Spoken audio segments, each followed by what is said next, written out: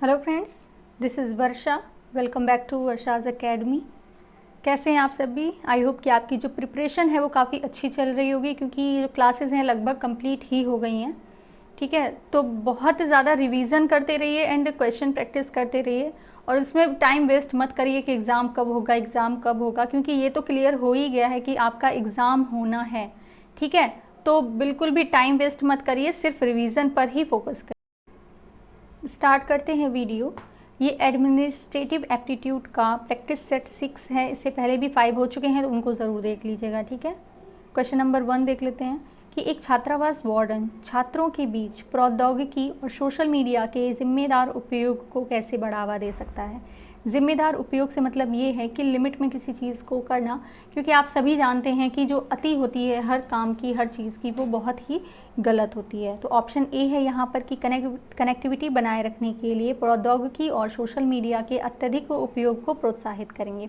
तो वही हम बोल रहे थे कि जो अत्यधिक उपयोग है इसको बिल्कुल भी प्रोत्साहित नहीं करेंगे।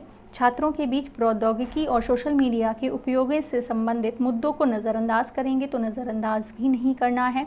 छात्रों को जिम्मेदार डिजिटल नागरिकता और ऑनलाइन सुरक्षा के बारे में शिक्षित करेंगे। छात्रावास परिसर में प्रौद्योगिकी और सोशल मीडिया तक सभी पहुंच को प्रतिबंधित करेंगे। तो यहाँ पर ऑप्शन सी सही है कि उनको बताएंगे कि आप एक डिजिटल नागरिक की क्या क्या जिम्मेदारियाँ होती हैं, और जो सोशल मीडिया है उनके एडवांटेज के साथ साथ उनको डिसएडवांटेज के बारे में भी बताएंगे। ठीक है, जिससे वो जागरूक हो सकें ऑनलाइन के, मतलब ऑनलाइन में क्या क्या चीज़ें होती हैं उनसे। एक छात्रावास वार्डन को छात्रावास सुविधाओं को बनाए रखने के लिए छात्रों के बीच स्वामित्व और जिम्मेदारी की भावना को बढ़ावा देने के लिए क्या क्या कदम उठाने चाहिए। तो देनदारियों से बचने के लिए छात्रों को सुविधा रखरखाव में भाग लेने से हतोत्साहित करें। तो निगेटिव वर्ड बिल्कुल भी नहीं चूज़ करना है। छात्रों को शामिल किए बिना सभी रखरखाव कार्य छात्रावास के कर्मचारियों को सौंपेंगे। तो कोई भी जिम्मेदारी हो उसमें बच्चों को भी इन्वॉल्व करेंगे। ठीक है, जो खतरे से बाहर हो। तो यहाँ पर ऑप्शन बी भी नहीं है। छात्रों को रखरखाव सुविधाओं के रखरखाव छात्रों को छात्रावास सुविधाओं के रखरखाव और देखभाल में सक्रिय रूप से भाग लेने के लिए प्रोत्साहित करें। टकराव को रोकने के लिए सुविधा रखरखाव के बारे में किसी भी चर्चा से बचें। तो बचना नहीं है भाई, आपको इसीलिए अपॉइंट किया जा रहा है कि आप वहाँ पर जाकर जो जिम्मेदारियाँ हैं उनको उठाएं। ठीक है, तो ऑप्शन सी यहाँ पर सही है कि छात्रों को भी छात्रावास में जो सुविधाएँ हैं रखरखाव और देखभाल में भाग लेने के लिए प्रोत्साहित करेंगे। ठीक है, नेक्स्ट है क्वेश्चन 3। छात्र छात्रावास का प्राथमिक उद्देश्य क्या है। तो पर्यटकों के लिए आवास उपलब्ध कराना, व्यावसायिक पेशेवरों के लिए अस्थायी आवास की पेशकश करना, छात्रों के लिए आवास और बोर्डिंग सुविधाएं प्रदान करना, यात्राओं के लिए एक मनोरंजक विश्राम स्थल के रूप में कार्य करना। तो यहाँ पर ऑप्शन सी सही है कि छात्रावास बच्चों के लिए होता है, उनको आवास और बोर्डिंग सुविधाएं प्रदान करने के लिए होता है। ओके, नेक्स्ट है क्वेश्चन 4। एक छात्र छात्रावास में आमतौर पर क्या सुविधाएं प्रदान की जाती हैं। मतलब जो हॉस्टल है उसमें बच्चों के लिए क्या क्या सुविधाएं होनी चाहिए। व्यायामशाला और स्विमिंग पूल, सम्मेलन कक्ष और बैंकेट हॉल। तो बैंकेट हॉल का बच्चे क्या करेंगे। वाईफाई कनेक्टिविटी और अध्ययन कक्ष, गोल्फ कोर्स और स्पा सेवाएं। तो भाई स्पा सेवाएं भी बच्चों के लिए नहीं है। यहाँ पर ऑप्शन सी सही है कि उनको एक वाईफाई कनेक्टिविटी हो, एक पूरा कॉमन एरिया कंप्यूटर रूम हो, कंप्यूटर रूम में वाईफाई कनेक्टिविटी हो, और उनके लिए एक अलग से अच्छा सा स्टडी रूम भी हो। ओके, ऑप्शन सी सही है।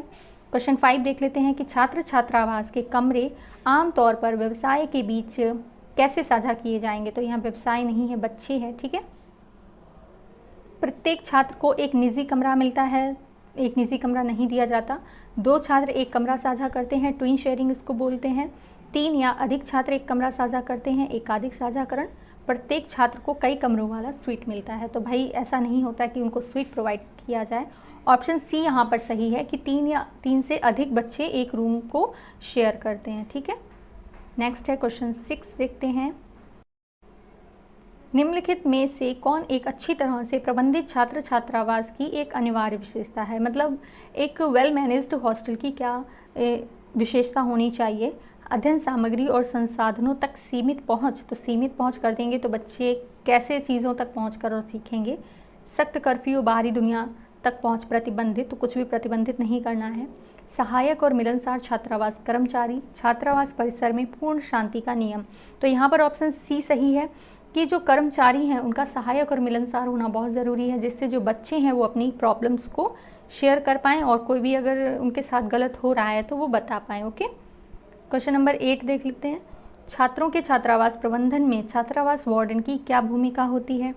छात्रावास में खाते और वित्त का रखरखाव, छात्रों के लिए सामाजिक कार्यक्रमों और पार्टियों का आयोजन करना, छात्रों की सुरक्षा और अनुशासन और भलाई सुनिश्चित करना, छात्रावास निवासियों के लिए शैक्षणिक पाठ्यक्रम डिज़ाइन करना। तो छात्रावास जो हॉस्टल वार्डन होता है उसको शैक्षणिक पाठ्यक्रम से कोई लेना देना नहीं है। यहाँ पर उसकी मेन रिस्पॉन्सिबिलिटी होती है छात्रों की सुरक्षा, वो अनुशासन में रहें और उनकी भलाई सुनिश्चित हो। ठीक है, तो यहाँ पर ऑप्शन सी सही है। नेक्स्ट है क्वेश्चन 9। एक छात्र छात्रावास एक छात्र के समग्र विकास में कैसे योगदान दे सकता है? मतलब कि जो हॉस्टल है वो किसी भी बच्चे के लिए ओवरऑल डेवलपमेंट के लिए कैसे यूज़फुल हो सकता है? छात्रों को सामाजिक संपर्क से अलग करें, तो सामाजिक संपर्क से अलग कर देंगे, उनमें सामाजिकता बिल्कुल नहीं आ पाएगी। एक सख्त और संयमित जीवन शैली प्रदान करें, सीखने और व्यक्तिगत विकास के लिए अनुकूल वातावरण प्रदान करें, पाठ्येतर गतिविधियों और शौक तक सीमित पहुंच करें। तो यहाँ पर ऑप्शन सी सही है कि उनको एक ऐसा एनवायरनमेंट प्रोवाइड किया जाए जिसमें वो ज़्यादा से ज़्यादा सीख सकें और उनका जो पर्सनालिटी डेवलपमेंट है वो अच्छे से हो पाए। ठीक है, ऑप्शन सी सही। नेक्स्ट है यहाँ पर क्वेश्चन 10। छात्रावास के सामान्य क्षेत्र में आमतौर पर क्या सुविधाएं प्रदान की जाती हैं? तो यहाँ पर कॉमन एरिया की बात हो रही है। प्रत्येक कमरे में व्यक्तिगत रसोई घर, बिल्कुल नहीं। टेलीविज़न और मनोरंजन प्रणाली, प्रत्येक छात्र के लिए निजी बाथरूम, कपड़े धोने की सुविधाएं और वेंडिंग मशीनें।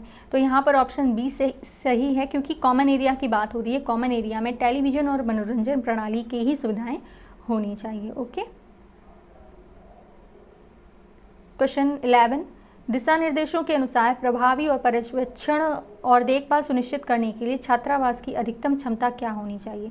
मतलब कि ये पूछा है कि हॉस्टल में कितने स्टूडेंट होने चाहिए जिससे उनकी जो देखभाल है और सुपरविज़न, मतलब उनकी देखभाल है, उनकी केयर है, वो अच्छे से हो पाए। कितने बच्चे होने चाहिए? तो इसमें 100 बच्चे होने चाहिए पर हॉस्टल में, जिससे उनकी जो देखभाल अच्छे से हो पाए, उनका खान पान अच्छे से मैनेज हो पाए। ठीक है, क्वेश्चन 12 है। छात्रावासों को छात्रावास क्षेत्र में उचित प्रकाश और वेंटिलेशन सुनिश्चित करना आवश्यक है। तो छात्रावास में खिड़कियों के लिए अनुशंसित ऊंचाई क्या होनी चाहिए? खिड़कियों की बात हो रही है तो वो 7 फीट ऊंची होनी चाहिए। ठीक है, जिससे बच्चे जो हैं वो ज़्यादा ताका झाकी ना कर पाएँ। बच्चों के लिए शैक्षणिक संस्थानों के छात्रावासों के लिए नियामक दिशा निर्देश भी निम्नलिखित की आवश्यकता पर बल देते हैं। तो क्या होना चाहिए छात्रावासों में? नियमित चिकित्सा जांच, साप्ताहिक फिल्म स्क्रीनिंग, वार्षिक सांस्कृतिक उत्सव, परिसर के बाहर साहसिक यात्राएं। तो सबसे ज़्यादा ज़रूरी होता है कि उनका रेगुलर मेडिकल चेकअप होना चाहिए, जिससे अगर कोई बीमारी है, ठीक है, किसी भी बच्चे को, तो वो दूसरे बच्चे को ना हो पाए, क्योंकि आप सभी जानते हैं कि बच्चों में होने वाली बीमारियां एक से दूसरे को कंटिन्यू होती रहती हैं। ठीक है, तो ऑप्शन ए जो है वो यहाँ पर सही है। क्वेश्चन 14 है कि दिशा निर्देशों के अनुसार एक छात्रावास कक्ष में अधिकतम कितने बच्चों के रहने की अनुमति है? ऑप्शन सी सही है, यहाँ पे 8 बच्चे एक रूम में रह सकते हैं। नेक्स्ट है क्वेश्चन 15। दिशा निर्देश प्रत्येक छात्रावास में एक नामित बाल संरक्षण अधिकारी की आवश्यकता पर जोर देता है। इन अधिकारियों की प्राथमिक जिम्मेदारी क्या होती है? छात्रावासों के लिए वित्त का प्रबंधन करना, तो इनके लिए वही अलग ऑफिसर होते हैं।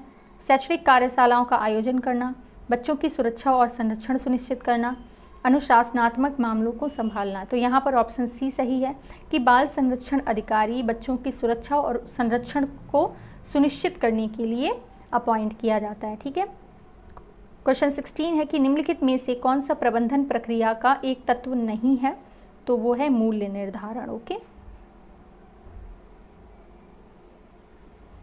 आप एक छात्रावास के वार्डन हैं, छात्र रेन डांस करना चाहते हैं। रेन डांस से मतलब यहाँ पर ये नहीं है कि बारिश हो रही है और बच्चों को डांस करना है, वो जो आपके यहाँ टैंकर है पानी का, उससे रेन डांस करना चाहते हैं। ठीक है, जिसमें ऐसे समय में बहुत सारा पानी बर्बाद होगा और जब हर जगह पर सूखा है, मतलब सूखे की स्थिति है और बच्चे जिद कर रहे हैं कि उनको टैंकर के पानी से रेन डांस करना है, तो आप स्थिति से कैसे निपटेंगे?